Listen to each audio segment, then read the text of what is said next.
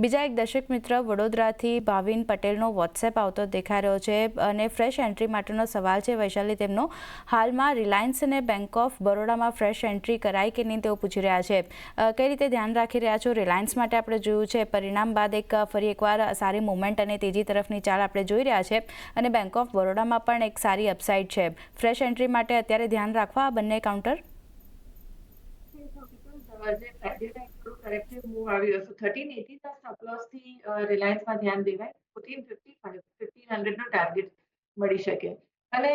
આમ જોવા જાવ તો પીએસયુ બેન્કિંગ સ્ટોક્સ હજી ચાલ્યા જ નથી તો આ બધા સારા લેવલ્સ પર છે તો બેંક ઓફ બરોડા ઓલસો મને એમ લાગે છે કે 210 ના સ્ટોપ લોસ થી 255 ના ટાર્ગેટ માટે લઈ શકે